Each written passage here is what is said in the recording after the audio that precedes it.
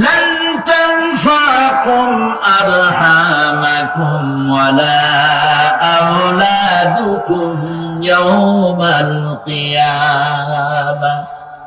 কিয়ামতের দিন তোমাদের আত্মীয়-স্বজন, তোমাদের সন্তান সন্ততি তোমাদের জন্য কিছু মাত্র কাজে লাগবে না। ইয়াউমা ইয়াফিরুল মার'উ মিন আখিহি ওয়া উম্মিহি ওয়া আবিহি ওয়া সাহিবাতিহি ওয়া বানিহি। সেদিন মানুষ তার ভাই, মা বাপ, স্ত্রী ও সন্তান থেকে পলায়ন করবে। সেদিন প্রত্যেকে নিজ নিজ অবস্থায় পতিত হয়ে যাবে। পিতা তার সন্তানকে পরিচয় দেবে না, মা তার সন্তানকে চিনবে না, সন্তান তার মাকে চিনবে না। মানুষগুলি দৌড়াতে থাকবে, পালাতে থাকবে, কেউ কারো সাহায্য সেদিন করতে পারবে না। আমার প্রিয় ভাইয়েরা, সেই কিয়ামতে আল্লাহ পাক আমলনামা আল্লাহর আদালতে মানুষের সামনে পেশ করা হবে। পার্থিব জীবনে মানুষ যা কিছু করেছে কোন জিনিস লুকায় রাখতে পারবে না, সব প্রকাশ পেয়ে যাবে। কিয়ামতের পূর্বেই আল্লাহ রাব্বুল আলামিন সব কিছুকে রেকর্ড করে রেখেছেন। আবার বলছি, আল্লাহ পাক কোনো কিছু গোপন রাখেন নাই। কিভাবে রেকর্ড করছেন? وَكُلَّ إِنسَانٍ أَلْزَمْنَاهُ طَائِرَهُ فِي عُنُقِهِ وَنُخْرِجُ لَهُ يَوْمَ الْقِيَامَةِ كِتَابًا يَلْقَاهُ مَنشُورًا। প্রত্যেকের ভালো মন্দ কর্মলিপি আমি তার গলায় ঝুলাই দিছি। আমি তার জন্য কিয়ামতের দিন একটি কিতাব ওপেন করে দেব, গলায় ঝুলানো আছে। আজ বিজ্ঞানীরা আবিষ্কার করেছে মানুষের শরীরের মধ্যে ডিএনএ এর কথা। এই ডিএনএ এর মধ্যে সে কেমন হবে, তার প্রজ্ঞা, তার মেধা ইত্যাদি সবকিছু ওর মধ্যে ডিএনএ এর ভিতরে বিজ্ঞানীরা খুঁজে পাচ্ছে। আল্লাহ পাক মানুষের গলায় একটা টেপ রেকর্ডার লাগাই দিয়েছেন। সুবহানাল্লাহ বলেন। সেই টেপ রেকর্ড আমার এই যে বক্তৃতা ভিডিওতে ধারণ করা হচ্ছে, টেপে ধারণ করা হচ্ছে। এই বুদ্ধিগুলি কে দিছে? আরে ভাই কথা বলবেন তো আল্লাহর নাম জোরে না। এই বুদ্ধি কে দিয়েছে? যে আল্লাহ বুদ্ধি দিয়ে আপনার আমার কথা রেকর্ড করাইতে পারে, সে আল্লাহ পাক আপনাদের আমার সাথে অদৃশ্য একটি টেপ রেকর্ড গলার মধ্যে ঝুলায় রাখছেন। এটা বিশ্বাস করবেন না? কিয়ামতের দিন এই রেকর্ড তার সামনে আল্লাহ পাক বলেন একটা কিতাব ওপেন করে দেব। তারপরে বলা হবে ইকরা কিতাবাকা কাফা বিনাফসিকা আল-ইয়াওমা আলাইকা হাসিবা। তাকে বলা হবে নিজের কর্মলিপি পড়ে দেখো, আজ তুমি নিজেই নিজের হিসাবের জন্য যথেষ্ট। কোথায় যাবা? জাহান্নামে যাবা না বেহেশতে যাবা? তুমি নিজেই তোমার হিসাব করার জন্য যথেষ্ট। সুবহানাল্লাহ। সেদিন কোন সাহায্যকারী পাওয়া যাবে না, ওকালতি করার জন্য কাউকে পাওয়া যাবে না। বিশ্বাস করুন, বিশ্বাস করুন, কোন পীর সাহেব, কোন খাজা বাবা কিয়ামতের দিন আপনার আমার উপকারে আসবে না, আসবে না, আসবে না। আমল ভালো হবে, আল্লাহ ক্ষমা করবে। আমল ভালো নাই, পীর সাহেবরা কিছু করতে পারবে না। কেউ কেউ মনে করেন পীর সাহেব আমার সুপারিশ করবেন। সুপারিশের কথাটা আজকে বলবো না, সুপারিশের কথা আসবে শেষের দিকে ইনশাআল্লাহ। বলেন ইনশাআল্লাহ। মনে করা হয় যে পীর সাহেবরা আমাদেরকে সুপারিশ করবেন। কিয়ামতের দিন আপনারাই দেখবেন ওনাদের সুপারিশ কে করে। যাদেরকে বলা হয় ওলিউল্লাহ, তারা আল্লাহর দৃষ্টিতে আদৌ উল্লাহ কিনা আপনার আমার জানা নাই। তার আমল কেমন আপনি জানেন না, বাইরের দৃশ্যটাই শুধু দেখেন। ওনার বউ বলতে পারবেন উনি খাঁটি পীর না ধান্দাবাজ। ওনার গ্রামের লোক বলতে পারবে বিদেশ থেকে ভাড়া করা একজন আইনে মানুষের সামনে দেখানো যায় বিরাট একটা কিছু, কিন্তু তিনি বিরাট নাকি এইটা তার বউ তার গ্রামের মানুষ বুঝবে, ভালো করে চিনবে। বউ চেনে সব থেকে ভালো, সব থেকে ভালো করে চেনে কে? স্ত্রী। তারপরে চেনে ড্রাইভার, তার সাথে যে রাত দিন যে ড্রাইভার থাকে, তার সাথে যে খাদেম থাকে, এরা জানে, এরা দেখতে পায় এই লোকটা মুখ দিয়ে যা বলে আসলে লোকটা এইরকম না। বুঝতে পারে কিনা? মানুষের সামনে ধান্দাবাজি করে অনেক কথা বলে মানুষকে মন ভুলানো যায়। এই জন্য কবি বলেছেন, ये हाल तेरा जाल है मकसूद तेरा माल है, ये हाल तेरा जाल है मकसूद तेरा माल है, क्या जब तेरा चाल है लाखों को अंधा कर दिया। নিজের বুজুর্গ বানাইয়ে মানুষের সামনে পেশ করছো, তোমার এই হাল হলো তোমার চাল। মানুষের পয়সা পকেটে ভরার জন্য এই কাম করতেছ, কেউ টের পায় না, আল্লাহ পাক ঠিকই টের পাচ্ছেন। ঠিক কিনা বলেন? আল্লাহ পাক ঠিকই টের পাচ্ছেন। বিশ্বাস করুন, কোন পীর সাহেব, কোন খাজা বাবা কিয়ামতের দিন মানুষের কোন উপকারে আসবে না। আল্লাহু আকবার। উপকার হবে কেবলমাত্র নেক আমল। ইয়া আইয়ুহাল্লাযীনা আমানু ওয়াবতাগু ইলাইহিল ওয়াসিলা। কিছু কিছু জাহিল লোকেরা এর তাফসীর করেছে, পীর ধরো, যার পীর নাই তার পীর শয়তান। নাউযু বিল্লাহ। যদি এটা সত্য হবে তাহলে ইমাম আবু হানিফার পীর কে? ইমাম শাফিঈর পীর কে? ইমাম আহমদ বিন হাম্বলের পীর কে? যারা এই কথা বলে তারা শয়তানের ওয়াসওয়াসায় নিমজ্জিত। ওয়াবতাগু ইলাইহিল ওয়াসিলা এর তাফসীর হচ্ছে আয় আমলে সালেহ, নেক কাজের ওসিলা ধরো। কি কাজের ওসিলা ধরো? নেক কাজের ওসিলা ধরো। কারণ কিয়ামতের দিন আল্লাহ পাক আরো পরিষ্কার করে বলছেন, লান তানফাকুম আরহামুকুম ওয়ালা আওলাদুকুম ইয়াওমাল কিয়ামাহ। কিয়ামতের দিন সন্তান সন্ততি আর সম্পদ কোনো কাজে লাগবে না, এগুলি কোনো উপকার হবে না মানুষের জন্য। আর সেখানে উৎকোচেরও কোনো কারবার চলবে না। এই পৃথিবীতে উৎকোচ দিয়ে অনেক কাম করা যায়, কিন্তু কিয়ামতে চলবে না। আল-ইয়াওমা লা ইয়ানফা'ু মালুন ওয়ালা বানুন। সুবহানাল্লাহ, সুবহানাল্লাহ। যেখানে কিয়ামতের দিন ধন, সন্তান, সন্ততি কোন কাজে লাগবে না। ইয়া বুনাইয়া বলেছে বলে মনে করার কোন কারণ নাই যে যাকে তিনি নসিহত করছেন তিনি শিশু, তিনি খোকা। আমাদের দেশে খোকা তো মন্ত্রীও আছে, তাই বলে তিনি কি খোকা নাকি? একেবারে কি কথা। আবার আমার দেশে মানে আমার পিরোজপুর, ওইখানে একজন মন্ত্রী ছিলেন, তার ডাক নাম ছিল শিশু। লোকেরা তাকে মানপত্র দিত মাননীয় শিশু মন্ত্রী। তো শিশু বলার অর্থ তিনি বাচ্চা নন, খোকার অর্থ শিশু নয়, বাচ্চা নয়। এই আমাদের মধ্যেও তো লোকেরা একজন আর একজনকে বাপেরা ডাক দেয়, এই খোকা, গাদা। দর্শক এবং শ্রোতা মনে করে খুব বাচ্চাই হবে বোধ হয়। মেহমান এসেছে, চা নিয়ে। যখন চা নিয়ে আসলো তখন দেখা গেল খোকা শুধু খোকাই না, কয়েক খোকার বাবাও।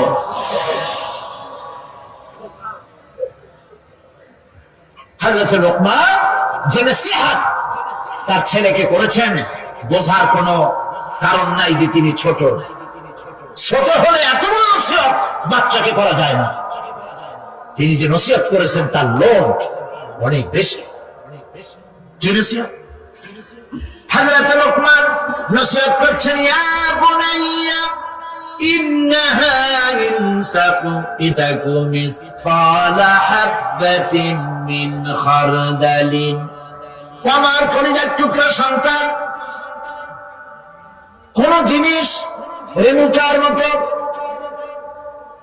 সরিষার দানার চাইতেও অনেক ছোট, ছোটর চাইতেও ছোট, পরমাণুর মতো ছোট্ট একটি জিনিস যদি ফাতাকুন ফি সাখরাতিন, যদি তা কোন প্রস্তর খণ্ডের মধ্যে যদি আত্মগোপন করে থাকে, কোন মরুভূমির মধ্যে যদি হারিয়ে যায়, আও ফিস সামাওয়াতি, অথবা অন্তরিক্ষে কোন গ্রহ অভ্যন্তরে যদি লুকিয়ে যায়, অথবা সেটা যদি আও ফিল আরদি, অথবা জমিনের কোন পরতে যদি লুকায়িত থাকে, ইয়াতি বিহাল্লাহ, আল্লাহ রাব্বুল আলামিন একটি সরিষার 1000 ভাগের 1 ভাগ, একটি কণাও যদি হারায় যায় অন্তরিক্ষে বা জন্যে সমুদ্রের তলদেশে মাটির কোন তরতে, আল্লাহ পাক অবশ্যই কিয়ামতে তা উপস্থিত করবেন। আল্লাহু আকবার। ইন্নাল্লাহা লতীফুন খাবীর, তিনি সুআকা। পাহাড়তলী রেল স্টেশন এখনো আছে না? পাহাড়তলী রেল স্টেশন, ওয়েটিং রুমে গিয়ে বসছেন, ওইটা আপনার বাড়ি না, ট্রেন আসতে চলে যেতে হবে, ঠিক কিনা? এই জন্য প্রিয় ভাই, সব থেকে বেশি মূল্য দিতে হবে দুনিয়ার না আখিরাতে। বলেন সবাই, কোন লাভ নাই। আল্লাহ রাব্বুল আলামিন বলেন, আপনাদের শীত লাগতেছে নাকি বেশি?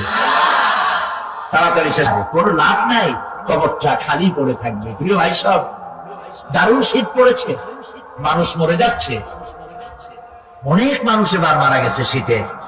আল্লাহর কাছে আমরা বলবো, আল্লাহ তুমি দয়া করে শীত যেটুক না হলে হয় না, তুমি সেইটুক দাও, শান্তি হিসেবে দাও, রহমত হিসেবে দাও, জহমত হিসেবে আমাদেরকে তুমি দিও না। বলি আমি। প্রিয় ভাই সব,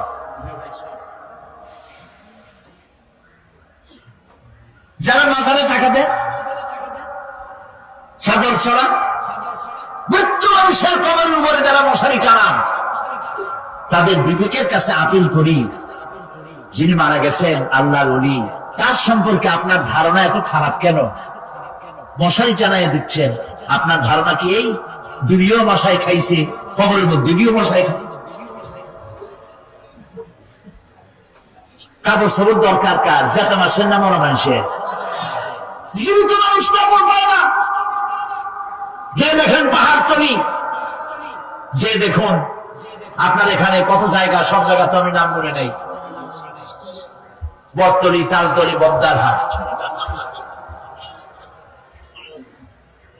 এই যে জায়গাগুলি, কত মানুষ ফুটপাতে শুয়ে আছে না?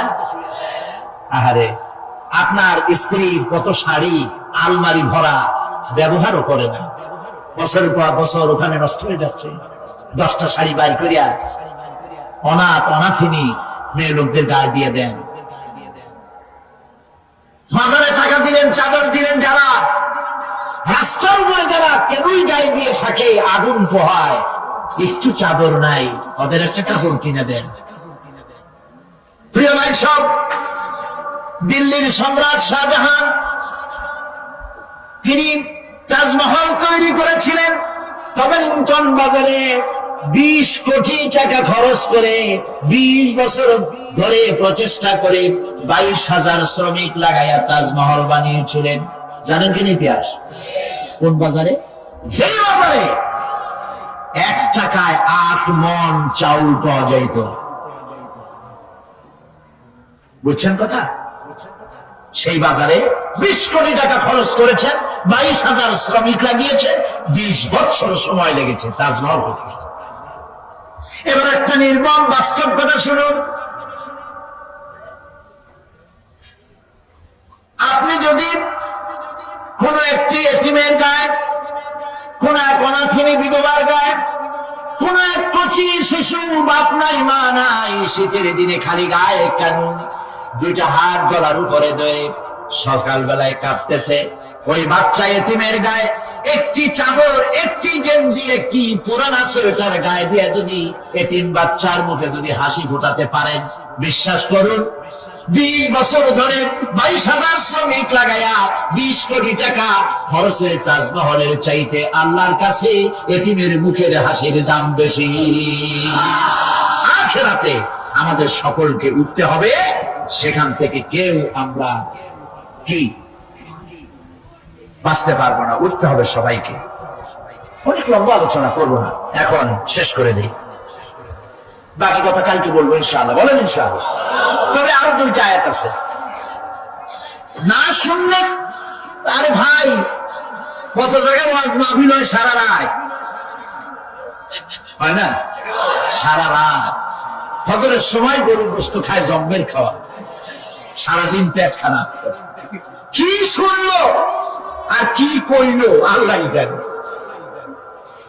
পরে লোকেরা জিজ্ঞেস করে, ভাই গত রাত্রে যে তোমার টের পাই নেই, তুমি কোথায় গেছিলা? কয় বাবা গেছিলাম ওয়াজ শুনতে। কি ওয়াজ? কয় শেষ কথা বলে শেষ করা যাবে না ভাই, ওয়াজ কি ওয়াজ? কয় অনেক বিষয়। ভাই আমি তো যাই নাই, 2-1টা বিষয় আমার শোনাও না। আল্লাহর কসম সারা রাত তেমন শোনা শুনছি যার একটা কথাও আমার মনে নেই। দাম আছে এগুলা? দাম নাই। কিসসা কাহিনী হাবি যাবি, যার পেছনে কোরআন নাই, দলিল নাই, আছে শুধু হিংসা আর হিংসা। অমুকের তাফসীর খারাপ, অমুকের অমুক খারাপ, তো অমুক খারাপ। এই চিৎকার দিয়া বাজার গরম করতে পারবেন না, কারণ মানুষের আপনাদেরকে চিনে ফেলেছে। আপনারা ফাসাদ সৃষ্টি করতে চান, আপনারা মানুষের মধ্যে বিভেদ সৃষ্টি করতে চান। এই জন্য লাখ টাকা খরচ করে মানুষ পাবেন না, মানুষ আসবে কোরআনের মহব্বতে, কোরআনের কথা শুনতে। প্রিয় ভাই সব,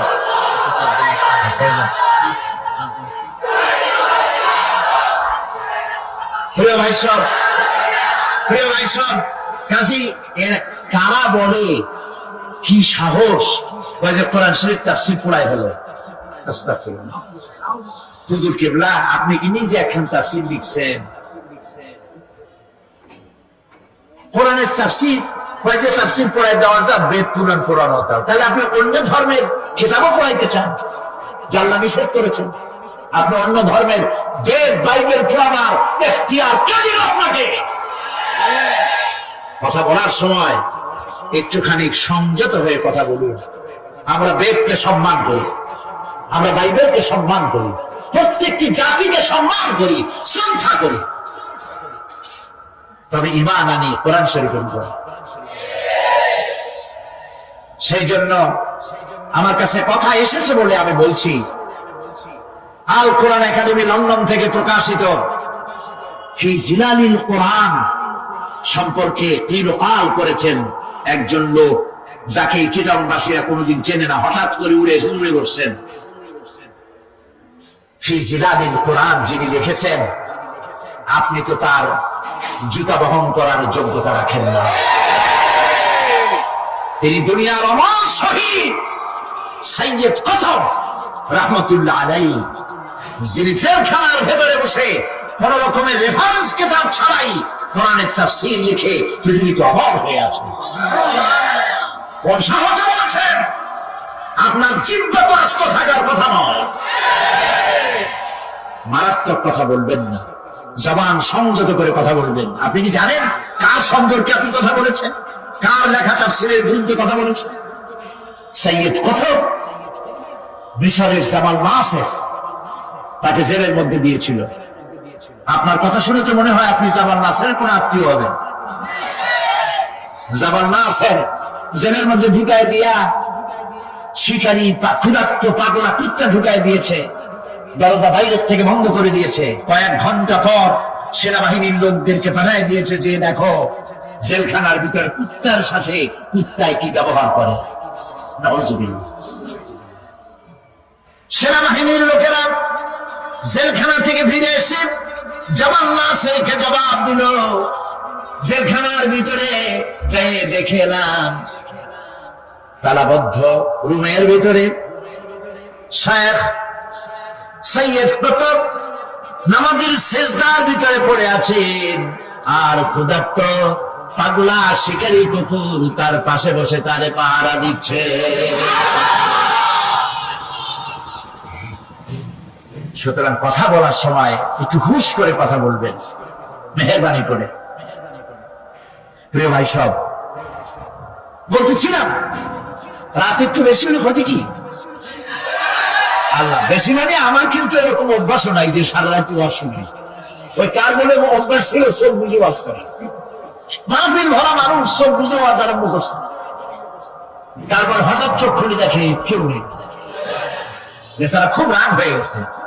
এই এলাকার মানুষ তো ভারী বেকায়দা, আমারই ভাড়ায় থুয়া সব বলাইছে। পাশে তাকায় দেখে একটা লোক বসা।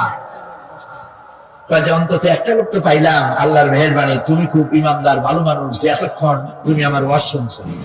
লোকটা কয় যে হুজুর আমি ভালো না মন্দ তা জানি না, আমি হলাম মাইক ম্যান, আপনি মাইকও ছাড়েন না যাইতে পারেন, আমি আপনাদেরকে এই বিপদে বাড়াবো না। সংক্ষিপ্ত কথায় শেষ করে দেই। আল্লাহ রাব্বুল আলামিন বলেন এরপরে কি হবে শোনো। يوم ينفخ في الصور فتأتون أفواجا, যেদিন সিংহায় ফুঁক দেওয়া হবে আর তোমরা দলে দলে বেরিয়ে আসবে। وفتحت السماء فكانت أبوابا, আর পাহাড় সমূহ আকাশ সমূহ খুলে দেওয়া হবে, ফলে তা দুয়ার আর দুয়ার হয়ে যাবে, মনে হবে সব দরজা। তার মানে হলো আকাশ থাকবে না, ভেঙে চুরে চুরমার হয়ে যাবে। ওয়াসুজ্জিরাতিল জিবালু ফাকানাত সারাবা, আর পাহাড়গুলিকে চালিয়ে দেওয়া হবে, ফলে মনে হবে মরিচিকা। তার মানে হলো এই দেখলাম পাহাড়, এই পাহাড় নাই, সমস্ত পাহাড়গুলিকে আল্লাহ পাক উড়াইয়ে দেবেন, কোন পাহাড় তার জায়গায় থাকতে পারবে না। সিংহায় ফুঁক হবে, তাতে করে মানুষের যারা ঘুমিয়ে থাকবে, ঘুমন্ত মানুষগুলি সব জাগ্রত হয়ে যাবে, বলবি ইয়া ওয়াইলাতা ইয়া ওয়াইলানা মান বাসানা মিন মারকাদিনা, হায় আফসোস আমার এই ঘুমকে কে ভেঙে দিল, কিসের আওয়াজে ঘুম ভাঙলো? বলা হবে হাদা মা ওয়াদার রহমান ওয়া সাদাকাল মুরসালুন, এ হচ্ছে রহমানের ওয়াদা আর আল্লাহ রাসূল সত্য কথা বলেছিলেন। সেই জন্য আমাদেরকে এ কথাগুলি বুঝতে হবে। সিংহায় ফুঁক হবে, সেই আওয়াজে আমাদেরকে উঠতে হবে।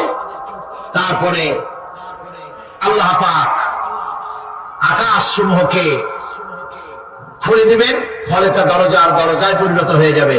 পাহাড়গুলি চালিয়ে দেওয়া হবে, সেখানে আর কিছুই থাকবে না। পাহাড়গুলো কাল ইহনিল মানফুস, এগুলি ধোনা পেঁজা তুলার মতো সব উঠতে থাকবে। সুবহানাল্লাহ। প্রিয় ভাই সব, বাকি কিয়ামতের দিন এ বললাম, এ পর্যন্ত বলা হলো বিশ্ব পরিক্রমা ধ্বংস হওয়ার ব্যবস্থা সম্পর্কে আল্লাহ পাকের কোরআনের কথাগুলি আপনাদেরকে শোনালাম।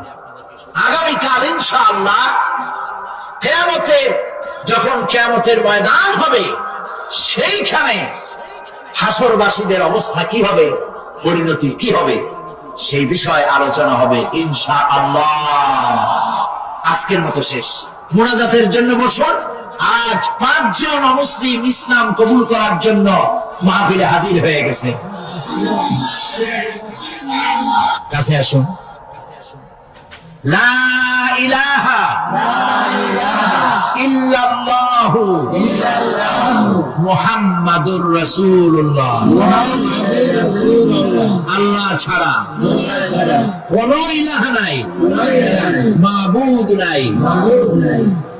মুহাম্মদ সাল্লাল্লাহু আলাইহি ওয়াসাল্লাম আল্লাহ প্রেরিত রাসূল। আশহাদু আন লা ইলাহা ইল্লাল্লাহু ওয়াহদাহু লা শারীকা লাহু وأشهد أن محمدا عبده আবদুহু ওয়া রাসূলুহু।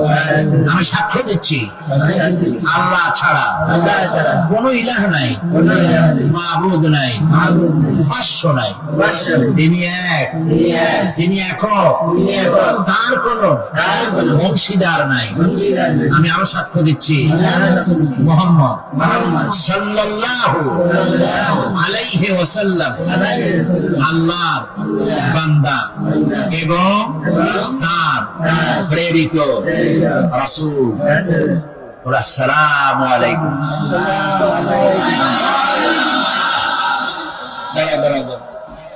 আল্লাহর মেহেরবানি, এরা এখন মুসলমান হয়ে গেল, আলহামদুলিল্লাহ। বলি আলহামদুলিল্লাহ। আল্লাহ পাক তাদের গুনাহ খাতা সব মাফ করে দিয়েছেন। এই মুহূর্ত পর্যন্ত জীবনে যা করছে সব মাফ, সুবহানাল্লাহ। আমি এই বিশাল মাহফিলের পক্ষ থেকে তাদের জন্য দোয়া করি, আল্লাহ যেন খাঁটি মুসলমান বানায় দেন। আমাদের ঘরে মুসলমানগুলি সর্বনাশ হয়ে যাচ্ছে, সেখানে এরাও ইসলামে এসে যেন আল্লাহ পাক তাদের ভাগ্যকে তাওহীদ দিয়ে চমকায় দেন। তারা যেন নামাজি হয়, তারা যেন দিনদার হয়, তারা যেন নিজেরা রুচি করে নিজ পায়ে দাঁড়াতে পারে। আসমান এবং জমিনের বালা মুসিবত থেকে আল্লাহ হেফাজত করেন। সবাই বলেন আমিন। আমি এই বিশাল লক্ষ লক্ষ জনতার এই বিশাল মাহফিলের পক্ষ থেকে, আপনাদের সকলের পক্ষ থেকে ইসলাম গ্রহণ করার কারণে আমি তাদেরকে আলিঙ্গন করছি।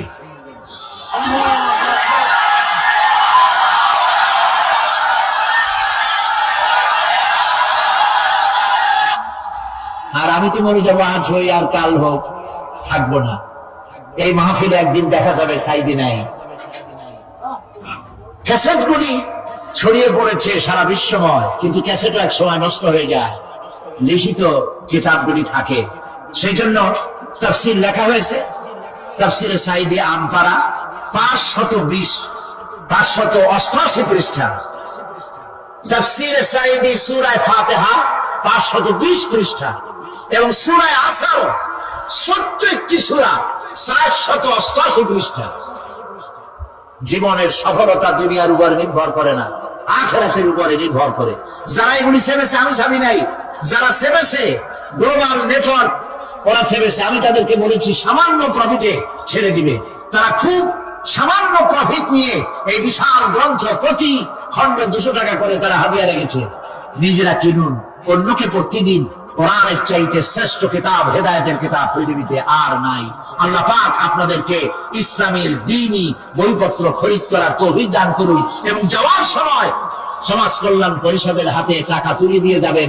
একটা মাহফিল শুধু তারা করে না, এই সমাজ কল্যাণ পরিষদের একটি মাত্র স্কুল ছিল, শাহ ওলিউল্লাহ ইনস্টিটিউট। তাই না? শাহ ওলিউল্লাহ ইনস্টিটিউট ছিল, আমিও সেটার গোড়ায় ছিলাম। সেই থেকে শুরু করে আজ সমাজ কল্যাণ পরিষদের হাতে ইসলামিক ইন্টারন্যাশনাল ইউনিভার্সিটি আজ তাদের হাতের মুঠোয়। সুবহানাল্লাহ, আলহামদুলিল্লাহ। তো আসতে বললেন, তাদের হসপিটাল আছে, তাদের ক্লিনিক আছে, তাদের মাদ্রাসা আছে, তাদের মসজিদ আছে। আজকে তাদের হোটেল উদ্বোধন করে দিয়ে আসলাম, আল ফালাহ হোটেল এন্ড রেস্টুরেন্ট। আপনারা যে পয়সাগুলি তাদের দেন, এই পয়সা দিয়ে তারা গরিব দুঃখী মানুষের কাজে, ইসলামের সেবায় অকাল করে দান করে, বিশ্বাস করে চোখ বুঝে দিতে পারেন। কারণ চট্টগ্রামের প্রথম হযরত মাওলানা শাইখুল হাদিস মাওলানা শামসুদ্দিন সাহেব, তিনি এই সমাজ কল্যাণ পরিষদের নেতৃত্ব দিচ্ছেন। প্রত্যেকটি পয়সার হিসাব আল্লাহর কাছে দিতে তারা প্রস্তুত। জনতা নিয়ে তোমার দরবারে হাত তুলেছি। মাহফিলের 3 দিন চলে গেল, বলতে বলতে আর মাত্র 2 দিন বাকি আছে। এই সুন্দর মিলন মেলা আর 2 দিন পরে ভাঙ্গা বাজারে পরিণত হয়ে যাবে। রব্বুল আলামিন মানুষেরা শীতকে উপেক্ষা করে, কোথায় দিনাজপুর, রংপুর, কোথায় বেনাপোল, যশোর, কোথায় বার্মা, কোথায় ভারত, কত দূর দারাজ থেকে কষ্ট করে মাহফিলে এসেছেন। আল্লাহ তাআলা দয়া করে মেহেরবানি করে আজকের এই মাহফিলকে আমাদের জন্য কিয়ামতের দিন জাহান্নাম থেকে বাঁচার জন্য ওসিলা। রব্বুল আলামিন 25 লক্ষ টাকার বাজেট করে এই মাহফিলের আয়োজন করেছে সমাজ কল্যাণ পরিষদ। ওয়াল্লাহু গানিয়্যুন ওয়া আনতুমুল ফুকারা। আল্লাহ তুমি বলেছো, রব্বুল আলামিন তোমার বান্দাদের হাত এবং তাদের দিল খুলে দাও, সমাজ কল্যাণ যেন কোন বিভাগের কাছে ঋণগ্রস্ত না থাকে। আয় আল্লাহ তাআলা, চট্টগ্রামে তোমার ধনী ব্যক্তি গরিব ব্যক্তি যেই আছে না কেন সকলের দিল আর মনের ভিতরে তাফসীরের মাহফিলের মহব্বত পয়দা করে দাও রব্বুল আলামিন। আমাদের যার যে রোগ আছে, ব্যাধি আছে, অসুখ আছে, তুমি মাফ করে দাও আল্লাহ তাআলা। এই মাহফিলের জন্য যারা পরিশ্রম করতেছেন তাদের তুমি কবুল করো আল্লাহ তাআলা। শীতে তোমার বান্দা বান্দীদের কষ্ট হচ্ছে আল্লাহ তাআলা, তুমি রহমান, তুমি রহিম, আর তোমার বান্দাদের কষ্ট হচ্ছে মাবুদ, তুমি দয়া করে মেহেরবানি করে আমাদের দেশে ইউরোপ আমেরিকায় শীত দিলে সেখানে সব ধনী, তাদের অনেক শীত বস্ত্র আছে, আমার দেশের গরিব মানুষ কিচ্ছু নাই বাবু। শীতের চোটে অনেকগুলি মানুষ মারাই গেছে বাবু। যেটুকুন না দিলে নয়, দেওয়া উচিত। তুমি সব ভালো জানো, সেটুকু দাও। যেটা আমাদের জন্য বোঝা হয়, কষ্ট হয়, সেটা তুমি দিও না বাবু। তুমি রহমান, তুমি রহিম, তুমি গফুর, তুমি গফফার আছে আল্লাহ। কালকে মহিলা মাহফিল, তোমার বান্দীদেরকে আল্লাহ তুমি হাজির করে দিও, পরিবেশ ভালো রেখে দিও আল্লাহ তাআলা। বাকি 2 দিনের তাফসীর মাহফিলের ইন্তজাম এই সমাজ কল্যাণ পরিষদ করতে পারবে না আল্লাহ তাআলা। তুমি তোমার বান্দার বান্দীদেরকে যে পরিমাণে হাজির করো, এটা তোমার দয়া, এটা তোমার মেহেরবানি। এর পেছনে আমাদের কোনো কৃতিত্ব নাই। বিনয়ের সাথে স্বীকার করছি, সমাজ কল্যাণের কোন কৃতিত্ব নাই, বরং এর মধ্যে প্রশংসার যেটুকু সবটুকুনের মালিক তুমি, আর ব্যর্থতার দায় দায়িত্ব সব আমাদের আল্লাহ। তুমি আমাদের মাফ করে দিয়ে এই মাহফিলকে হেদায়েতের জরিয়া করে দাও।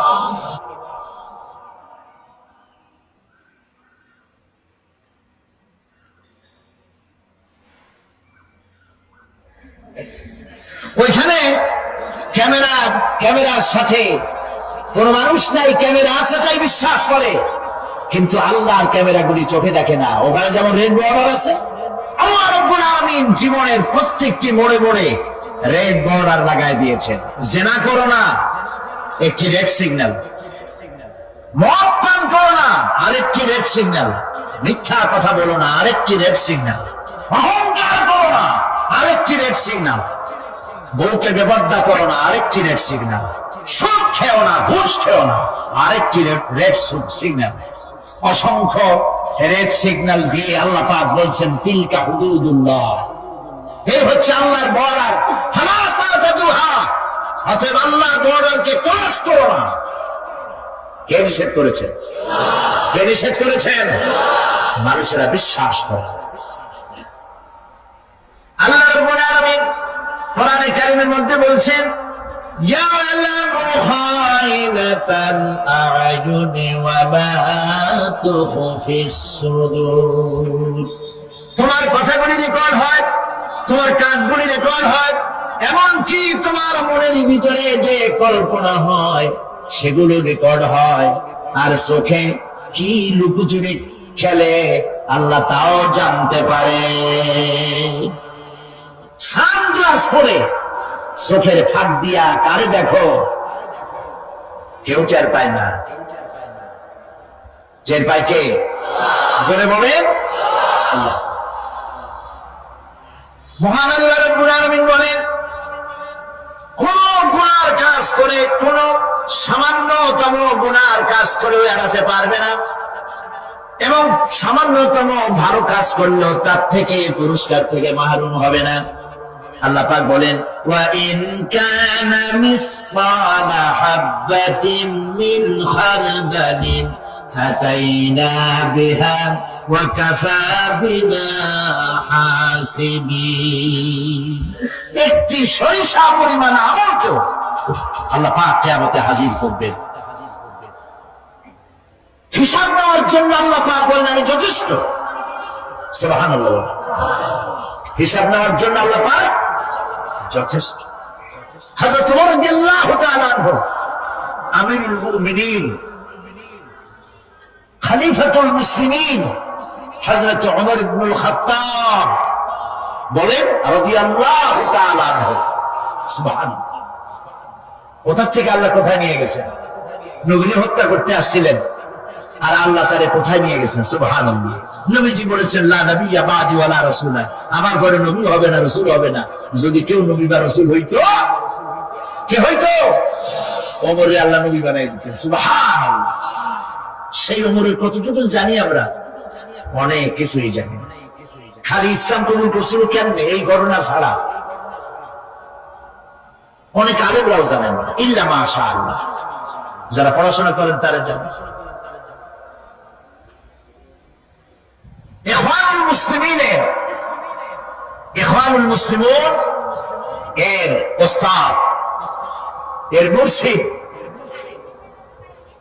ওমর তিলমিসানি রাহমাতুল্লাহ আলাইহি, তিনি হযরত ওমরের এক জীবনী লিখেছেন। জীবনীর নাম হলো শহীদ মেহরাব ওমর ইবনুল খাত্তাব। কি বলেন, দারুণ নাম না? কি সুন্দর না? শহীদ মেহরাব ওমর ইবনুল খাত্তাব রাদিয়াল্লাহু তাআলা। মেহরাবের মধ্যে তিনি শহীদ হয়েছিলেন। এটি আরবি বই, আরবি থেকে উর্দু হয়েছে। এটি বাংলায় ছিল না, আল্লাহর মেহেরবানি এটা বাংলাও হয়ে গেছে, আলহামদুলিল্লাহ বলেন। শহীদ মেহরাব ওমর ইবনুল খাত্তাব, আল কোরআন একাডেমি, লন্ডন। হযরত ওমর রাদিয়াল্লাহু তাআলা আনহু এই বহুল বিশাল জীবনী গ্রন্থ বের করে বাংলা ভাষীদেরকে কৃতজ্ঞতা পাশে আবদ্ধ করেছে, আলহামদুলিল্লাহ বলেন। আপনারা কিনবেন, এখানে লাইব্রেরির সমূহতে এসে গেছে, কিনবেন, হযরত ওমর সম্পর্কে জানবেন। হযরত ওমর রাদিয়াল্লাহু তাআলা অন্ধকার রাত্রে একদিকে যাচ্ছিলেন, পেছনে কিছু লোক ছিল। হঠাৎ করে তিনি প্রশ্ন করলেন, আচ্ছা তোমাদের মধ্যে কেউ কি বলতে পারো কোরআনে কারীমের মধ্যে সব থেকে হতাশাব্যঞ্জক আয়াত কোনটি? অন্ধকারের ভেতরে একজনে জবাব দিলেন, فَمَن يَعْمَلْ مِثْقَالَ ذَرَّةٍ خَيْرًا يَرَهُ وَمَن يَعْمَلْ مِثْقَالَ ذَرَّةٍ شَرًّا يَرَهُ। এর অর্থ হলো, যদি কেউ যারা পরিমাণ সরিষা পরিমাণ ভালো কাজ করে কিয়ামতে সেটা দেখতে পাবে, আর যদি সামান্য সরিষা পরিমাণ গুনার কাজও করে, খারাপ কাজ করে, সেটা দেখতে পাবে। এই আয়াতটি যখন নাজিল হয়, সূরা যখন নাজিল হয়, হযরত আবু সাঈদ খুদরি রাদিয়াল্লাহু তাআলা আনহু তিনি রাসূলুল্লাহকে প্রশ্ন করলেন, ইয়া রাসূলুল্লাহ, আল্লাহ যে আয়াত নাজিল করলেন, কিয়ামতের দিন আমি কি আমার এমন কি ছোট্ট পাপও কি দেখতে পাবো? আল্লাহর নবী বলেন, আল্লাহ বলেছেন অবশ্যই দেখতে পাবা। হযরত আবু সাঈদ খুদরি রাদিয়াল্লাহু তাআলা চিৎকার করে কেঁদে উঠলেন, বললেন, তাহলে তো আমি মরেই যাব। আমার ছোট্ট পাপটা যদি আমি দেখি কিয়ামতে, আমি তো মরে যাব। কিছু দূর অগ্রসর হয়ে তিনি প্রশ্ন করলেন, আচ্ছা কেউ কি বলতে পারো কোরআনে কারীমের মধ্যে সব থেকে আশাব্যঞ্জক আয়াত কোনটি? পেছন থেকে অন্ধকারের ভেতর থেকে আওয়াজ এলো, লা তাকনাতু মির রাহমাতিল্লাহ। আল্লাহর রহমত থেকে, দয়া থেকে নিরাশ হয়ে যেও না, হতাশ হয়ে যেও না। হযরত ওমর কাঁদতে কাঁদতে জিজ্ঞেস করলেন, তোমাদের মধ্যে এই পৃথিবীতে আসার পর আমাদের হায়াত তো বাড়ছে না, বরং হায়াত প্রতি মুহূর্তে কি হচ্ছে? লোকেরা বলে হায়াত বাড়ে, হায়াত তো বাড়ে না। হায়াত কি হয়? জন্মের পর থেকে আমার জন্য রিজার্ভ আছে যতটুকু, 50 বছর বাঁচবো, 60 বছর বাঁচবো, যতটুকু হায়াত আমার জন্য নির্ধারিত করা আছে, নির্ধারণ করা আছে, প্রতিদিন একদিন একদিন করে কমে যেতেছে। এজন্য আমি বলি, আমার বাড়িতে যে ঘড়িটা আছে, এই ঘড়িটা বেলা 1টার সময় ঢং করে একটা আওয়াজ দেয়, শ্রোতাকে শুনিয়ে দেয়, বাড়িওয়ালা তোমার জীবনের মূল্যবান হায়াত থেকে 1 ঘন্টা কমাইয়া দিলাম। 2টার সময় 2টা ঘন্টা লাগায় শোনায় দিল, বান্দারে তোমার জীবনের মূল্যবান সময় থেকে 2টি ঘন্টা কমে গেল। এমনি করে দিন গেল, মাস গেল, বছর গেল, আমাদের হুঁশ হলো না। সময় চলে গেল তাস খেলে খেলে, সময় চলে গেল আমাদের খেলাধুলা করে, শয়তানি বদমাশি করে। সময় কতটুকু পেলাম? কিয়ামতের দিন, বিচারের দিনটা যেটা হবে, আল্লাহ রাব্বুল আলামিন বলেন বিচারের দিনটাই লম্বা হবে 50 আলফা সানা মিম্মা তাউদ্দুন। বিচারের দিনটা লম্বা হবে কত বছর? 50,000 বছর। কত বছর? দুনিয়ায় যেভাবে তুমি হিসাব করো, দুনিয়ার গণনা অনুযায়ী হাসরের বিচারের দিনটা হবে 50,000 বছরের মতো লম্বা। এক কিতাবে দেখেছি, তিনি লিখেছেন হিসাব করে কিয়ামতের ওই দিনটার হিসাবে 50,000 বছর একটা দিন লম্বা। ওই হিসাবে পৃথিবীতে যারা 60 বছর বাঁচলো সেজন্য আখিরাতে 2 মিনিট দুনিয়ায় বাঁচলো। চিন্তা করেছে? মাত্র 2 মিনিট। 60 বছর যারা হায়াত পেল 2 মিনিট বাঁচলো। এই 2 মিনিটের জন্য কত হাঙ্গামা, কত মাত্র, কত সন্ত্রাস, ক্ষমতার জন্য লড়াই, হ্যাং করেনগে ত্যাং করেনগে, লাঠি কে আন্দার কুমুর করেনগে, শক্তির ঠেলায় অস্থির। আমার বন্ধুগণ, সময় চলে যাচ্ছে স্রোতের মতো করে, কারোর জন্য সময় অপেক্ষা করতেছে না। আমাদের মৃত্যু প্রতি মুহূর্তে কাছে চলে আসতেছে। এই জন্য শায়ের বলেছেন, আগাহ আপনি মৌত সে কোই বশর नहीं, আগাহ আপনি মৌত সে कोई बशर नहीं, सामा 100 बरस के हैं पर की खबर नहीं। মৃত্যু সম্পর্কে আমাদের কার জানা নাই। যে কোনো মুহূর্তে মৃত্যু আমাদের কাছে এসে যেতে পারে, মৃত্যু সম্পর্কে কিছুই জানা নাই। অথচ প্রতি মুহূর্তে আমরা মৃত্যুর দিকে এগিয়ে চলছি। মা সামান 100 বছর কি ধরে খাবো তাও জমা করে রেখেছি, কিন্তু এক মুহূর্তের খবর নাই। মা ফিরে এসেছি, বাড়ি যেতে পারবো নিশ্চয়তা নাই। আছে? বলেন আছে? আপনি বাড়ি যাও ভালো, বসেছেন, দাঁড়াতে পারবেন, এই নিশ্চয়তা আছে?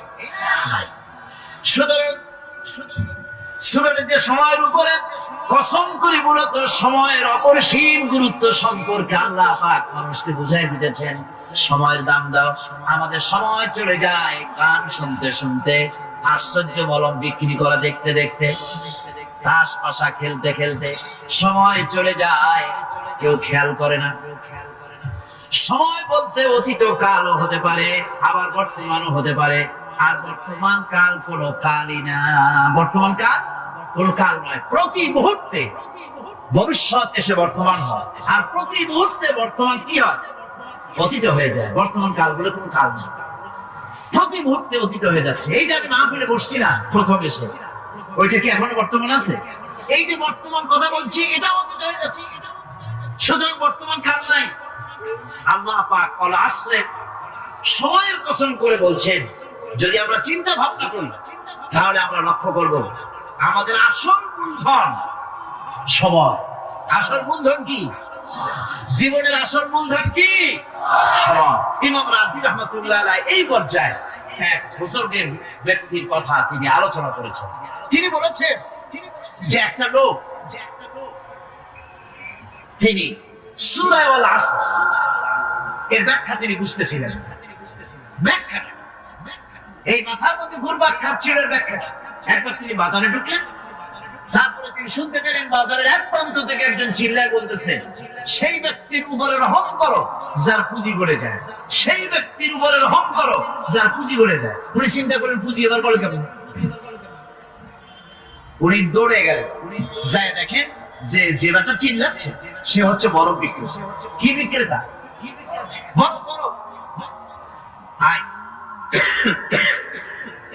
এখন এই বরফ বিক্রেতা সে চিল্লায় বলতেছে, সেই ব্যক্তির বড় রহম করো যার পুঁজি কি গলে যায়।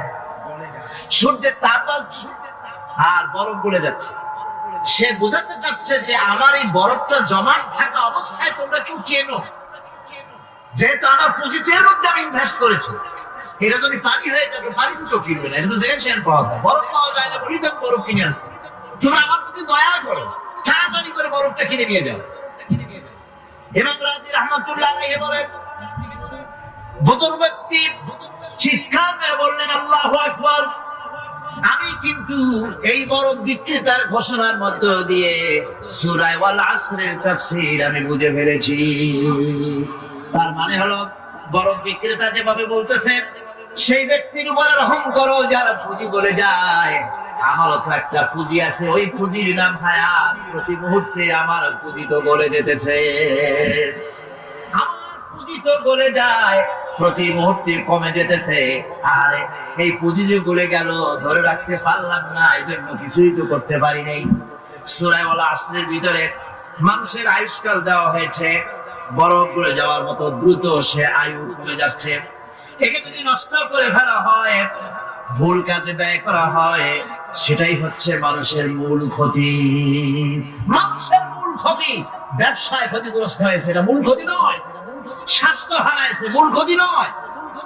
রাজনীতিতে ব্যর্থ হয়েছে, মূল ক্ষতি নয়। জীবনে মন্ত্রিত্ব হারাইছে, মূল ক্ষতি নয়। মূল ক্ষতি প্রতি মুহূর্তে সময় নষ্ট হচ্ছে, এটাই মূল ক্ষতি। ভাইরা, কিয়ামতের দিন জান্নাতীদের কোনো দুঃখ থাকবে না, সকলের দুঃখ থাকবে। জান্নাতীদের কোনো দুঃখ থাকবে না? থাকবে, থাকবে। জান্নাতীদের মনের মধ্যে একটা দুঃখই থাকবে। ভালো করে শুনুন, জান্নাতীদের মনের মধ্যে একটা দুঃখই হবে। তারা মনে মনে চিন্তা করবেন, আফসোস করবেন, আরে যদি দুনিয়ায় বসে অমুক সময় বাসে বসেছিলাম, আজে বাজে চিন্তা করেছি, বাড়ির রুমে একা একা বসে বসে আজে বাজে চিন্তা করেছি, অমুক অমুক সময় খেলাধুলায় কাটাইছি। এই সময়গুলিতে যদি সুবহানাল্লাহ, আলহামদুলিল্লাহ, লা ইলাহা ইল্লাল্লাহ, আল্লাহু আকবার, এই তাসবিহ যদি পড়তাম, জিকির আজকার করতাম, জান্নাতের ভিতরে আরো নিয়ামত লাভ করতে পারতাম। সময়টা তো কাজে লাগাইলাম। মানুষের সত্য, মুমিনের সবটাতে সওয়াব। ফাকুলু লিন-নাসি হুসনা, মানুষের সঙ্গে ভালো ভালো কথা কও, মানুষের সঙ্গে হাসি মুখে কথা কও। একজনের সাথে হাসি মুখে কথা বললে আপনার একটা সদকা দেওয়ার মতো সমান সওয়াব আমলে লেখা হয়ে গেল। ভালো ভালো কাজ করো। বন্ধুগণ, সময় দ্রুত গতিতে চলে যাচ্ছে, মানুষের জীবন ক্ষতিগ্রস্ত হচ্ছে। ক্ষতি থেকে বাঁচতে পারবে 4টা গুণ, যার মধ্যে আছে বাকি সব ক্ষতিগ্রস্ত হয়ে যাবে। আমার ভাইরা, এই কথাগুলি বলে আল্লাহ পাক যেন এরকম একটা দৃষ্টান্ত দিলেন। আপনি যদি পরীক্ষার হলে গিয়া দেখেন, ছাত্ররা পরীক্ষা দিতেছে, পরীক্ষার জন্য নির্ধারিত সময় কতটুকু? 3 ঘন্টা। 3 ঘন্টা। 3 ঘন্টা।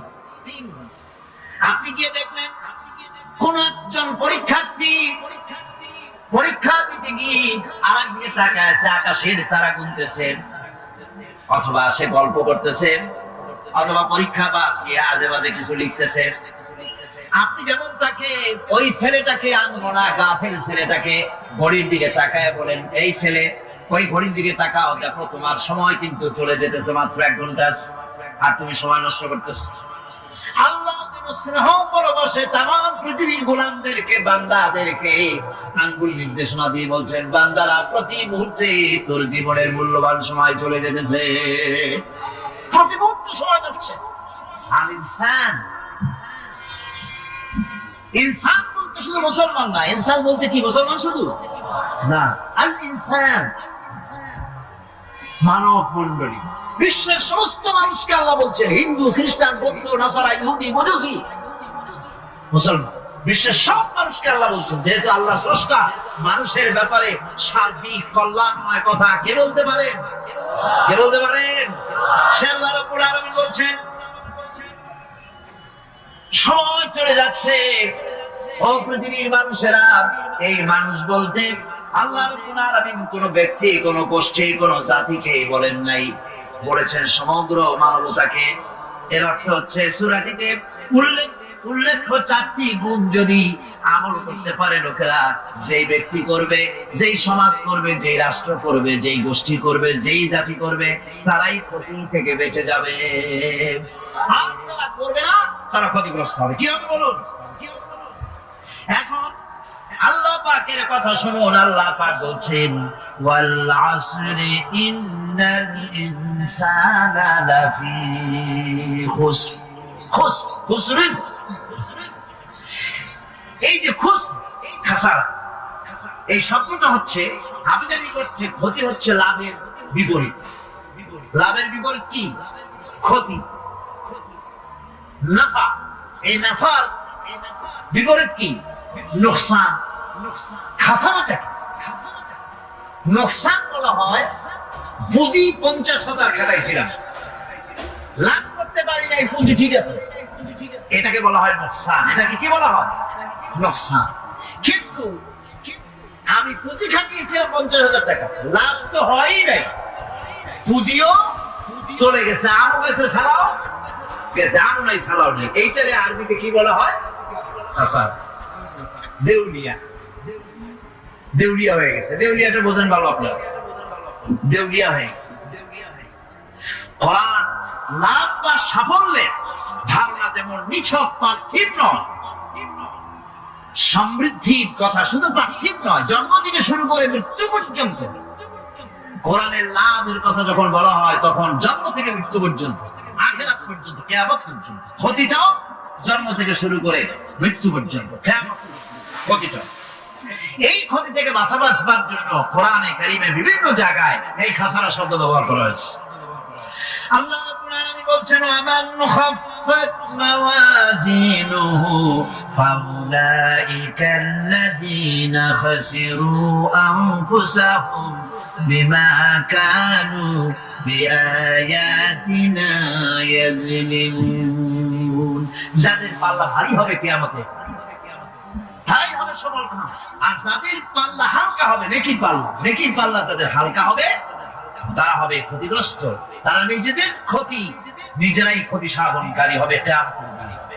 কাজে মানুষের জীবনের সমুদয় কার্যাবলীর ভালো অংশ যদি খারাপ অংশের উপরে বিজয়ী হয়, তারপরে খারাপ অংশ পাওনাদারদের দিয়ে দিয়া এরপরে যদি নেকি কিছু বাকি থাকে, তাহলে বোঝা গেল লোকটা কিয়ামতে নাজাত পাবে। আর যদি ভালো কাজের উপরে খারাপ কাজ বিজয়ী হয়ে যায় আর সমস্ত পাওনাদারদেরকে পাওনা বিজয়া তারপর পাপ বাকি থেকে যায়, একটাকে খাসারা পৃথিবীতে, আকাশে জমিনে কিছু আর হবে না। এর থেকে বাঁচার জন্য আল্লাহ পাক এই খাসারা থেকে বাঁচার জন্যই মানুষকে এই কথা বলছে। এই কথা দিয়ে কোরআনে কারিমের অন্য একটি আয়াতে আরো সুন্দর করে বলা হয়েছে, যারা নাকি এই দুনিয়ার বুকে যারা নিজেদের পুঁজি খাটাইছে, জীবনের পুঁজি সুদ কামাইতে খাটালো, জীবনের পুঁজি খাটালো হারাম কামাইয়ের ভিতরে, অন্যায় কাজের ভিতরে, যারা জীবনের পুঁজিকে আল্লাহ দ্বীনের কাজে লাগাতে পারে নাই, তাদের সম্পর্কে বলা হচ্ছে হাসিরাত দুনিয়া ওয়াল আখিরাতা যালিকা হুয়াল খুসরানুল মুবিন। হাসিরাত দুনিয়া ওয়াল আখিরাত, দুনিয়াও ক্ষতিগ্রস্ত, আখিরাতেও ক্ষতিগ্রস্ত। এটা হচ্ছে তার জন্য সুস্পষ্ট ক্ষতি, এর থেকে বড় ক্ষতি আর কিছু হতে পারে না। আল্লাহ পাক কোরআনে কারীম অন্যত্র বলেছেন, ওয়া নুনাজ্জিলু মিনাল কুরআনি মা হুয়া শিফাউন ওয়া রাহমাতুন লিল মুমিনিন ওয়া লা ইয়াজিদু যালিমিনা ইল্লা খাসারা। আমি এই কোরআন অবতরণের পরিক্রমায় এমন সব বিষয় উত্তীর্ণ করেছি যা মুমিনদের জন্য নিরাময় এবং তাদের জন্য রহমত, আর জালিমদের জন্য ক্ষতি ছাড়া আর কিছুই বৃদ্ধি পায় না। জালিমদের জন্য ক্ষতি বৃদ্ধি পায়, আর যারা মুমিন তাদের জন্য এর মধ্যে নিরাময় আছে, এর মধ্যে রহমত আছে।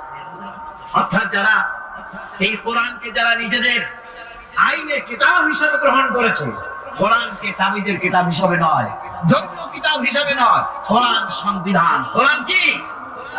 কোরআনকে যারা সংবিধান হিসেবে মেনে নিয়েছে, কোরআনকে যারা সংবিধান হিসেবে গ্রহণ করলো ব্যক্তি, পরিবার, সমাজ, রাষ্ট্রে, তাদের যাবতীয় মানসিক, বুদ্ধিবৃত্তিক, নৈতিক, তামাদ্দুনিক রোগের নিরাময় হবে, এর দ্বারা শান্তি হবে। কিন্তু যেসব জালিম এই কোরআনকে প্রত্যাখ্যান করেছে, কোরআনকে যারা মৌলবাদীদের কিতাব বলে, কোরআনের কথা বললে মৌলবাদ বলে গাল দেয়, তারা তাদের কপালকে পোড়াইয়া ছাই বানাইয়া দিছে, তাদের কপাল ভস্মীভূত করে দিয়েছে। আমার দেশে, এই দেশটা কি মুসলমান বেশি না অন্য জাতি বেশি? কর মুসলমান সবচেয়ে, খুব লক্ষ্য করে শোনেন, এই দেশে সবচেয়ে মুসলমান বেশি, ইন্দোনেশিয়ার পরে। পৃথিবীর দ্বিতীয় বৃহত্তম মুসলিম দেশ হলো কোনটা? এই দেশে ইসলামরে যত গালি দেওয়া হয়েছে, কোরআনকে যত গালি দেওয়া হয়েছে, আলেমদেরকে যত গালি দেওয়া হয়েছে, রাসূলুল্লাহকে যত গালি দেওয়া হয়েছে, ইসলামী আদর্শকে যত গালি দেওয়া হয়েছে, পৃথিবীতে কোন দেশে এইভাবে ইসলামকে গালি দেওয়া কোথাও হয় না। এমনকি আমেরিকার মতো দেশে, ইংল্যান্ডের মতো দেশেও কোরআনের বিরুদ্ধে এত কথা কেউ বলতে সাহস পাবে না, ইসলামের বিরুদ্ধে কথা বলতে সাহস পাবে না, যেহেতু মুসলমানেরা সেখানে পাল্টা আক্রমণ করবে। আর আমার দেশে মুসলমানের ঘরের সন্তান হইয়া ইসলামের বিরুদ্ধে তারা বক্তব্য রাখে। মৌলবাদ জিকির উঠে গেছে।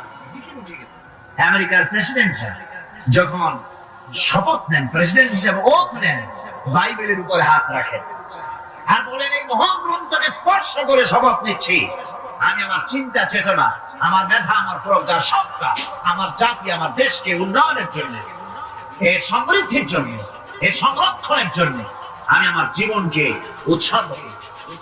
বাইবেলের উপরে স্পর্শ করে এই শপথ তারা নেন। আমার দেশের প্রেসিডেন্ট, প্রধানমন্ত্রী শপথ নেওয়ার সময় কোরআন শরীফের উপরে হাত রাখে যদি, তাহলে বলা হবে বেচারা মৌলবাদী হয়ে গেছে। এটা করা যাবে না। যদি কেউ করে সামান্য কিছু কোরআন না, যদি তসবিহও আসে, তাহলে বুঝতে হবে জাতির সাথে একটা প্রতারণা ছাড়া কিছু না। ধর্মের প্রতি আকর্ষণ একটা ভিন্ন জিনিস, সেই জিনিসকে ছেড়ে যারা দেয় তারাই ক্ষতিগ্রস্ত হয়, আর যারা ধরে রাখে তারা দুনিয়ায় ক্ষতিগ্রস্ত হয় না। আল্লাহ পাক এখানে রাসূল কারীম সাল্লাল্লাহু আলাইহি ওয়াসাল্লামের একটি হাদিস প্রণিধান করলো কোরআনের ব্যাপারে। হুজুর বলেছেন, আল কোরআন হুজ্জাতুল লাকা ওয়া আলাইকা। এই কোরআন হয় তোমার পক্ষের সাক্ষী, না হয় এই কোরআন তোমার বিপক্ষের সাক্ষী। কিয়ামতে এই কোরআন হয় তোমার পক্ষে কাজ করবে, নতুবা এই কোরআন তোমার বিপক্ষে কাজ করবে। দুই অবস্থা থেকে খালি হবে না, হয় কোরআন তোমার পক্ষে সাক্ষী দেবে, না হয়। আমরা কি চাই? কিয়ামতে কি চাই? বলেন কি চাই? কোরআনের পক্ষে যদি আমরা সাক্ষী চাই, তাহলে এই কোরআনের পক্ষে আমাদেরকে কাজ করতে হবে। এছাড়া আমাদের নাজাতের কোনো পথ নেই। আমাদের মুক্তির পথ হচ্ছে কোরআন কেন্দ্রিক, রাসূলুল্লাহর হাদিস কেন্দ্রিক। এর বাইরে আমাদের সমস্ত পুঁজি নষ্ট হয়ে যাবে। আমাদেরকে পৃথিবীতে টিকে থাকতে হলে কোরআনের উপরে ভিত্তি করে আমাদেরকে বাঁচতে হবে, টিকতে হবে। কোরআনে কারীমে আল্লাহ রাব্বুল আলামিন অন্যত্র বলেছেন, কুল ইন্নাল খাসিরিনাল্লাযীনা খাসিরু আনফুসাহুম ওয়া আহলিহিম ইয়াওমাল কিয়ামাহ আলা যালিকা হুয়াল খুসরানুল মুবিন। বলো, প্রকৃত দেউলিয়া তারাই যারা কিয়ামতের দিন নিজেকে, নিজের পরিবার পরিবর্গকে এই ক্ষতির দিকে যারা ছেড়ে দেবে। ভালো করে শুনে নাও, এটি হচ্ছে সুস্পষ্ট ক্ষতি, সুস্পষ্ট দেউলিয়াপনা। এই ক্ষতি থেকে বাঁচার জন্য আল্লাহ রাব্বুল আলামিন কোরআনে কারীমের মধ্যে বলেছেন, ওয়াল আসরি ইন্নাল ইনসানা লাফি খুসর। পড়েন সবাই, ওয়াল আসরি ইন্নাল ইনসানা লাফি খুসর। মানুষের, সমগ্র মানুষের জীবন ক্ষতিগ্রস্ত। কে বলতেছেন?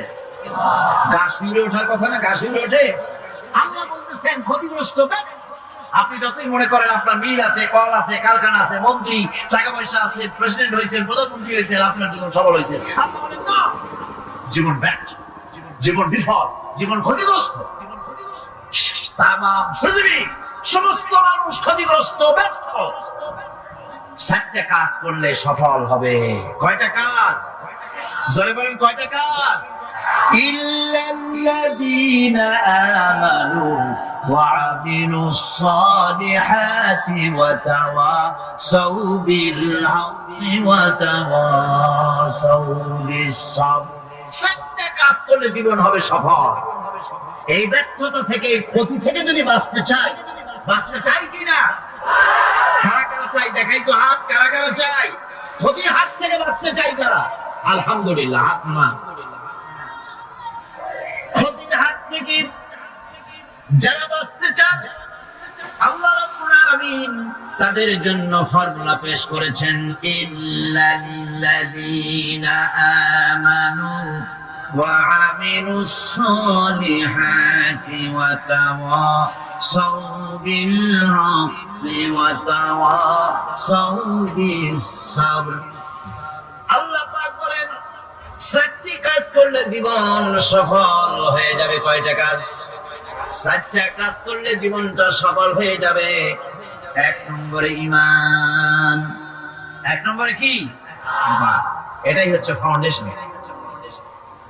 ক্ষতি থেকে বাঁচার জন্য প্রথম যে গুণটি, সেটির নাম হচ্ছে ঈমান। ইসলামে ঈমানের স্থান সর্বপ্রথম, তারপরে হচ্ছে ইসলাম। ঈমান আগে, তারপরে কি? ইসলাম। ইসলাম হচ্ছে বীজ, ঈমান হচ্ছে বীজ, আর ইসলাম হচ্ছে চারা, গাছ। এটা হচ্ছে ভিত্তি। এই ভিত্তিকে সর্বপ্রথম মজবুত করতে হবে। ঈমানের ভিত্তি,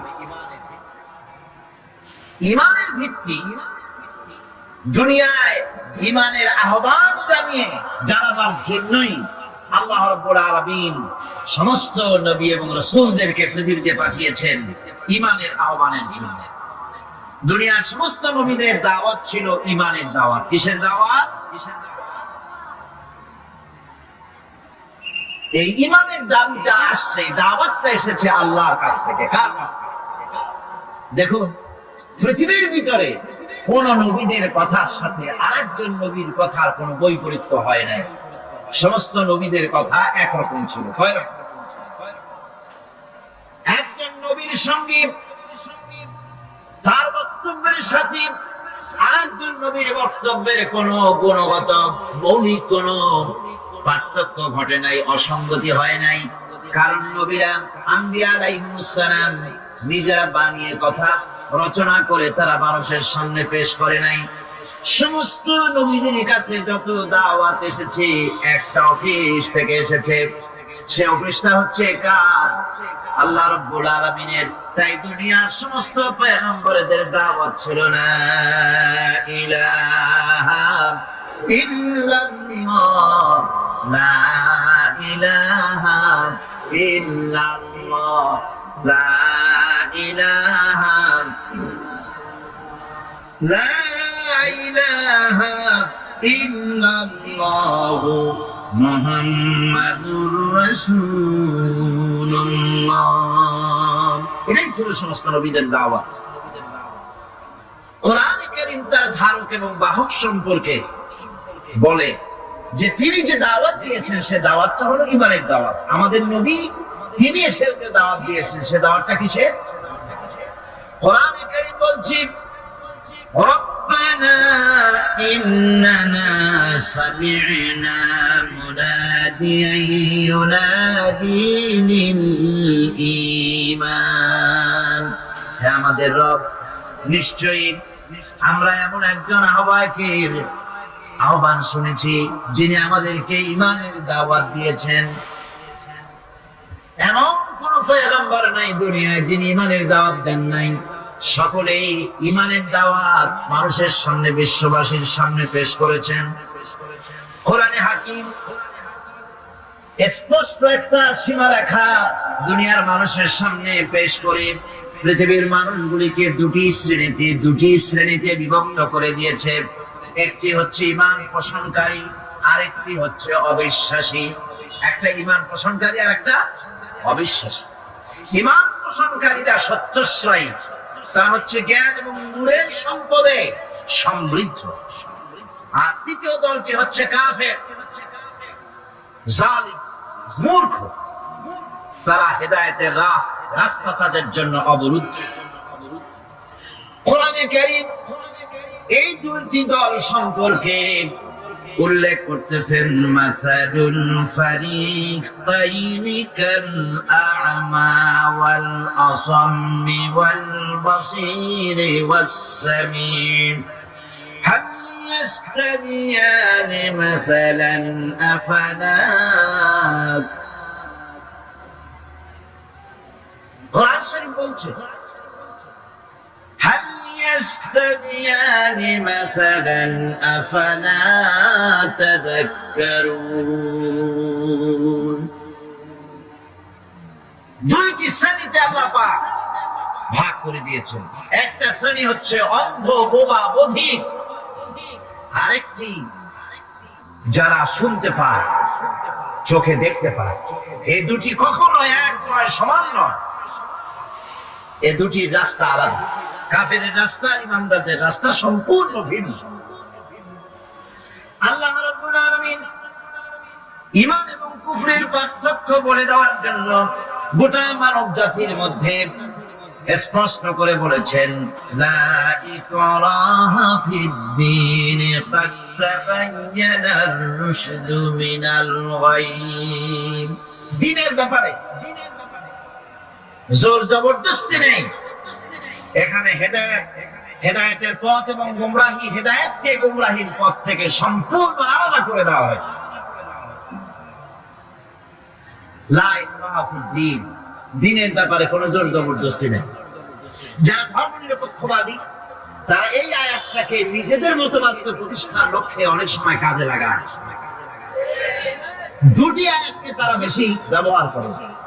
একটা হচ্ছে লাকুম দীনুকুম ওয়ালিয়া দীন, আর একটা হচ্ছে লা ইকরাহা ফিদ-দীন। এই দুইটি আয়াতকে ধর্মনিরপেক্ষবাদীরা ব্যবহার করে। এই দুটির কোনটি তাদের আদর্শকে বোঝাবার লক্ষ্যে ব্যবহারের কোন সুযোগ নাই। লা ইকরাহা ফিদ-দীন, ধর্মের ব্যাপারে কোনো বাড়াবাড়ি নাই, জোর জবরদস্তি নাই। এ কথা বলা হয়েছে এই কারণে যে কোন বিধর্মীকে, অমুসলিমকে ভয় দেখিয়ে, লোক দেখিয়ে অথবা কোন ক্রমে কোন প্রকার চাপ সৃষ্টি করে তাকে মুসলমান বানানো যাবে না। এমনকি সূরা তওবার মধ্যে এসেছে, যুদ্ধ চলাকালীন সময়, জিহাদ চলাকালীন সময় কোন অমুসলিম যদি ইসলাম জানার জন্য তোমাদের তাঁবুতে আসে, তাহলে তুমি তাকে ইসলাম বুঝাও। ইসলাম শোনার পরে যদি মেনে নেয় ভালো কথা, আর যদি না মানে তাকে তার তাঁবু পর্যন্ত ফিরে যেতে দাও। মাঝপথে তাকে আক্রমণ করা যাবে না। ধর্মের ব্যাপারে কোনো বাড়াবাড়ি নেই। লা ইকরাহা ফিদ-দীন, এর দ্বারা ধর্ম নিরপেক্ষতার কোনো কথা বোঝানো হয়নি।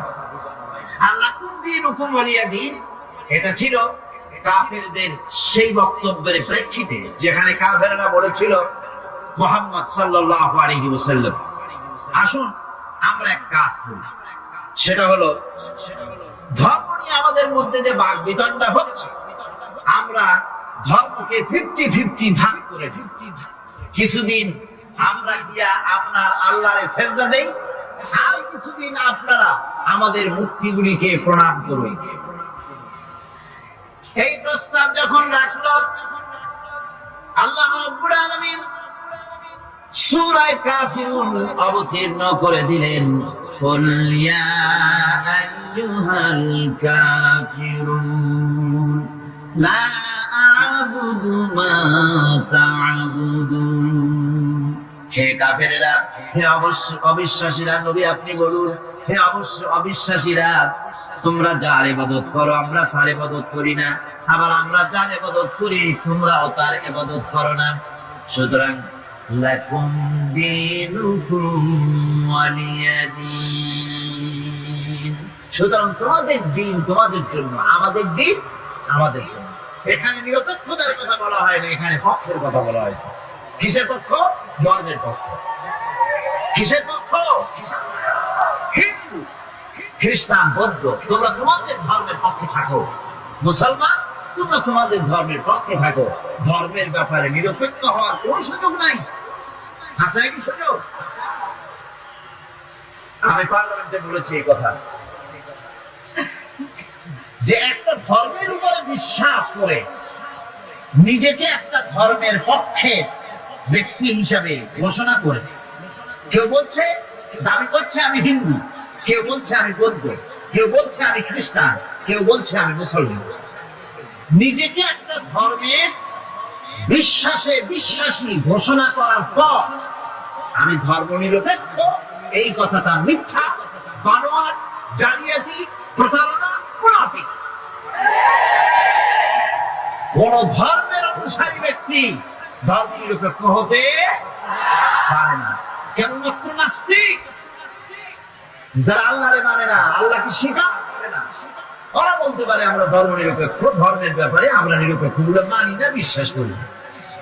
কিন্তু যারা ধর্মে মানে, সে যে ধর্মেরই হোক না কেন, সে ব্যক্তি ধর্ম নিরপেক্ষ যদি দাবি করে, এটা মিথ্যে কথা, এটা মুনাফিকি ছাড়া কিছু হতে পারে না। মুসলমানকে, যে কোনো জাতিকে যে ধর্মে আছে ধর্মের পক্ষে থাকায় কথাই বলে। এখন আমি বলতেছিলাম ইমানের কথা। ইমান আগে আনতে হবে। ইমান সম্পর্কে আল্লাহ রাব্বুল আলামিন বলতেছেন, ইমান হলো আগে, তারপর ইসলাম। আবার ইমান আনার আগে আবার কুফরি একটা শব্দ আছে, সেটা হলো ফামান ইয়াকফুর বিত-তাগুতি ওয়া ইউমিন বিল্লাহি ফাকাদ ইসতামসাকা বিল-উরওয়াতিল উসকা লা ইনফিসামা লাহা ওয়াল্লাহু সামিউন আলীম। যে ব্যক্তি তাগুতকে অস্বীকার করেছে, সর্বপ্রথম তাগুতকে অস্বীকার করতে হবে। ওয়া ইউমিন বিল্লাহ, আর এরপরে আল্লাহর উপরে যে ঈমান আনলো, ফাকাদ ইসতামসাকা বিল উরওয়াতিল উসকা, সে এমন এক শক্ত অবলম্বন ধারণ করলো যা তাকে কোনো কিছুই বিচ্ছিন্ন করবে না, ধ্বংস করে দেবে না। সুবহানাল্লাহ। এখন সত্যিকারের ঈমানদারের পরিচয়টা কি? কোরআনে কারীম সত্যিকারের ঈমানদারের পরিচয় এভাবে পেশ করতেছে, ইন্নামাল মুমিনুনা আল্লাযীনা আমানু বিল্লাহি ওয়া রাসূলিহি সুম্মা লাম ইয়ারতাবু ওয়া জাহিদু বিআমওয়ালিহিম ওয়া আনফুসিহিম ফি সাবিল